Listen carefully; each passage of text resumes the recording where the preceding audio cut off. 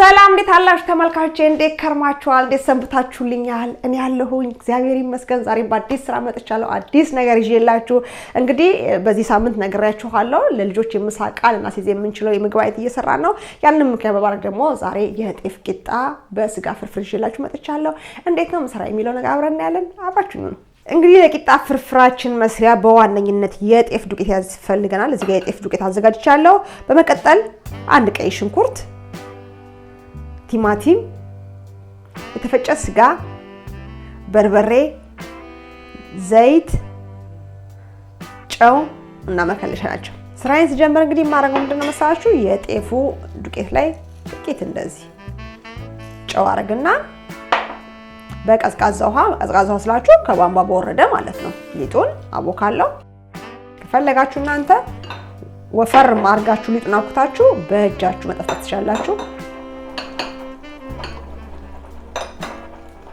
በደንብ አድርገን እንደዚህ እናማስለው በደንብ ሆኖ ይብላላልናል ታይቷል ልክ በዚህ መልኩ ሲሆን ሸርተት ማለት እንዲችል ማለት ነው እንትኑ ላይ መጥበሻው ላይ ወይም የምንጋግርበት እቃ ላይ ሊጣችንና ወካን ጨረስን ከዛ እዚህ ጋር ሳትን እንለኩሳለን ከዛ መጥበሻችን ሲግል ጥቂት ዘይት እንደዚህ እናደርግና እንደ አሰስ እናደርገዋለን ነገሩ አጣብቅም ነገር ግን ለማንኛውም እንቅስቃሴ ጥሩ ነው አለ መጠንቀቅ ከዛ ሊጡ እንደዚህ ያደርጋለሁ ወፍራም ቢሆን ሊጡ ችግር የለውም ማለት ወፈር ያለ ቂጣ ብትጋግሩ ቆንጆ ነው ማለት ነው ችግር አያመጣም ከፈለጋችሁ በስበሱ መጋገር ትችላላችሁ ምን አይነት ነው እናንተ የምትፈልጉት እንቡጥ ያለው ፈርፈር ያለ ነው የምትፈልጉት ወይስ ክሽ የሚል ምንድነው በጣም ስስ ሲሆን እንደ ሰተቱ አይነት ቂጣ የምትፈልጉት እንግዲህ እንደ ባለቤቱ ምርጫ ነው ማለት ነው ከዛ እንዲንከደንና እናበስላለን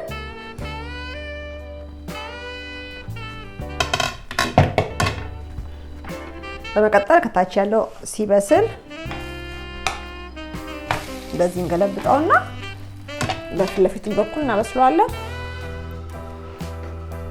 ከዛ በዚህኛው በኩል ያለውም ሲበስል ታያችኋል እንደዚህ አድርገን ቂጣችንን እናወጣለን ማለት ነው በተመሳሳይ ሂደት ሁለተኛውንም እንጋግራለን በቃ ሊጡ እስከሚያልቅ ይሄንን ድግግሞሽ ማድረግ ነው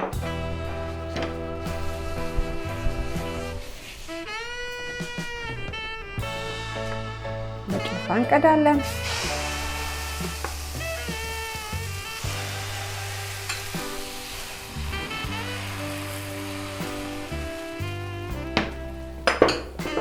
ከዛ ክዳኑ ከድናለው እንዳይነጣብኝ ከላይ አሁን ሰምቷል መሰለኝ በደንብ ትሻለ ስለዚህ ቀንሳቱ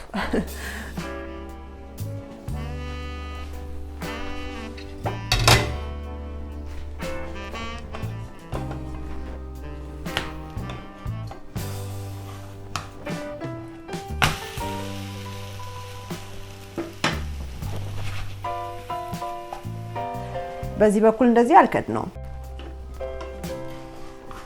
ቂጣችንን ጨረስን እናነሳለን መጥበሻችንን ሌላ መጥበሻ እንጥዳለን ዘይት ጥቂት እናረጋለን በመቀጠል ሽንኩርታችንን እናዘጋጃለን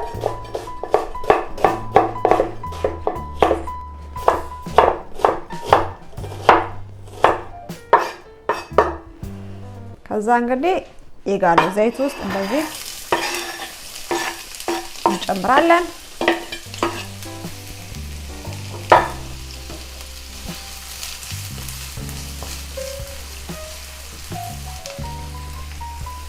በመቀጠል ሽንኩርቱ እስከሚጠበስ ድረስ እኛ ደግሞ እዚህ ጋር የላኩት ቲማቲም አለ እሱ እንደዚህ ፈቅ አረጋለሁ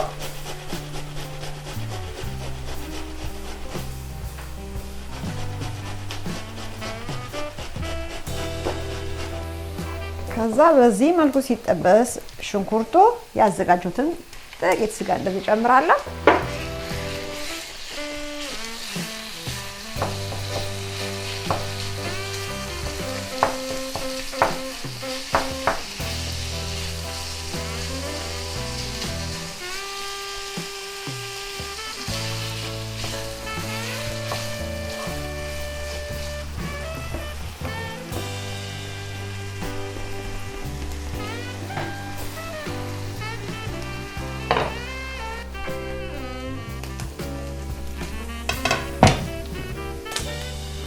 ከዛ ይታይሻል እንደዚህ ስጋው በደንብ ጥብስ ሲል ማለት ነው። ቲማቲማችን እንጨምራለን ምክንያቱም እናቀልናለን። ከመጠበስና ከመቀቀል መጠበስ በጣም ቆንጆ ቃና ይሰጣል ለምግብ። ስለዚህ እንደዚህ ጠበስ እናደርገዋለን ማለት ነው ስጋውን።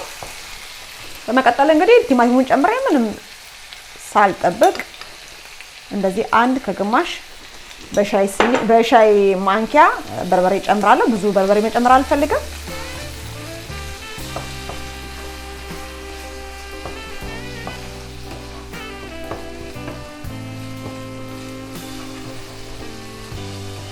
ከዛም እንደዚህ አማስለውና በቲማቲሙ ውሃ እንዲቁላል አደርጋለሁ።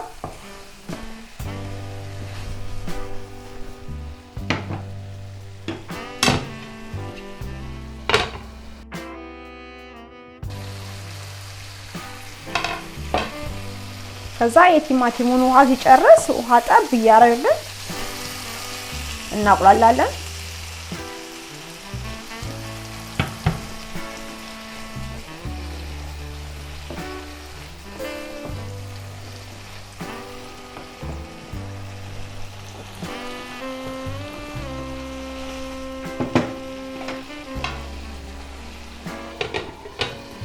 እስከሚቁላላ ድረስ ደግሞ እኛ እዚህ ጋር ቂጣውን በምንፈልገው ቅርጽ እንቆርጣለን። እኔ እንደዚህ ብጭቅ ሲል ነው ደስ የሚለኝ። ስለዚህ እንደዚህ በእጄ ብጭቅ አደርገዋለሁ። በፉድ ፕሮሰሰር ማድረግ ትችላላችሁ፣ እንደሱም ቆንጆ ነው። በቢላ መቆራጥ ትችላላችሁ፣ ደስ እንደሚላችሁ እናንተ። ከዛም ቁሌታችን ደግሞ እዚህ ጋር እናያለን። ከዛም ጥቂት ጨው እናደርጋለን፣ ያስፈልጋል ብለን የምናስበውን ያክል። ጥቂት መከለሻ እንደዚህ ያክል።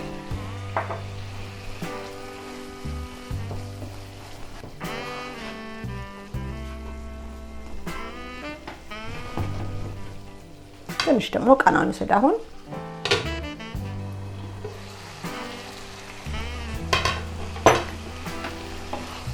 ከዛ አሁን ምን እናደርጋለን መሰላችሁ? መጀመሪያ እሳቱን ነው የምናጠፋው። ጤፍ ስለሆነ ይርሳል፣ ምንም ችግር የለውም። ከዛ ቂጣውን እንደዚህ እናመጣና እንጨምራለን። ከዛ በደንብ አድርገን ልውስ እናደርገዋለን።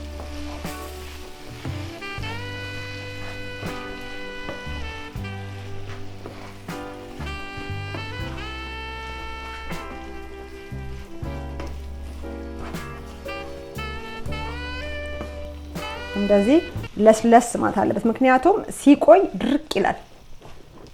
ለዛ መጀመሪያ እንደዚህ ስታፈረፍሩት መጀመሪያ ለስለስ ካረጋችሁት ከዛ በኋላ ቢመጥ እንኳን ድርቅ ያለ የቂጣ ፍርፍር አይሆንም ማለት ነው። ከዛ ከእሳቱ ላይ ፈቀቅ አደርገዋለሁ። ከዛም ክድን ሳረገው ራስ ሲልና በጣም ቆንጆ የሆነ ፍርፍር ይወጣዋል ማለት ነው። አሁን ደግሞ ምግባችንን እናቀርባለን። ያችሁት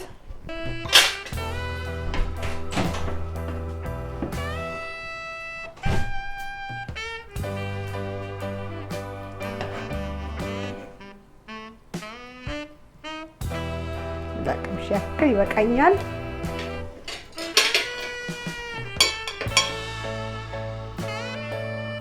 እንቻል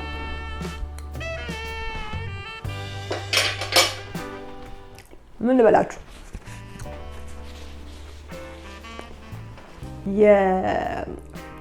ምንድነው የስጋውን መረቅ ቂጣው መጥቷልና ከምላችሁ በላይ እንዲህ ሚክስ ታርጉት ጭምቅ ነው የሚለው። በጣም ነው የሚጣፍጠው። በጣም ለስላሳ ነው። በእውነት ሁላችሁም ብትሞክሩት በጣም ደስ ይለኛል። እርግጥ ነው የቂጣ ፍርፍር የማያውቅ ሰው አለ ብዬ አላስብም። በቅርቡ በቤታችን በምናገኘው ግብአት ልንሰራው የምንችለው ቀላል ነገር ብዬ የሰራሁትኝ ለትምህርት ቤት ደግሞ የሚላክ ከሆነ ቅቤን ባትጨምሩበት ብዬ ላለሁኝ። የተፈጨ ቀይ ስጋ ጥቂት የጨመርኩት እንግዲህ አይታችኋል፣ ስብ የለውም። ለዛ ደግሞ ይሄ የመርጋት አይነት ነገር አይከሰትም ማለት ነው ትምህርት ቤት ይዘው ሲሄዱ። በዚህ መልኩ እንግዲህ በዘይት ብትሰሩት በጣም ቆንጆ ነው። እንዲሁም ደግሞ በጤፍ ሞክራችሁ ማጣቁ ከሆነ ቂጣ ፍርፍር በጤፍ ቂጣ ብትጋግሩት በጣም ቆንጆ ነው ማለት ተመራጭም ነው ከስንዴው ቂጣ ይልቅ ማለት ነው። እርግጥ ነው በሁሉም ቢሰራም አንዳንድ ጊዜ እንበላለን ሁላችንም፣ ግን ደግሞ በጤፍም ደግሞ አስባችሁበት እንደዚህ ብትሞክሩ ብዬ እላለሁኝ። በተረፈ እንግዲህ ለዛሬ ልጆች ምሳቃ ይሆናል ብዬ ያዘጋጀሁት የቂጣ በስጋ ፍርፍር ይሄን ይመስል ነበር። አዲስ ናችሁ ለቻናሌን ከወዳችሁት ሰብስክራይብ ማድረጋችሁ እንዳትረሱ። የሰራቱን ደግሞ ካደነቃችሁ በላይክ ፍቃችሁን ግለጹ። በሌላ በቆንጆ ምግብ ስራ እስከምንገናኝ ሰላም ሁኑልኝ። ባይ ባይ።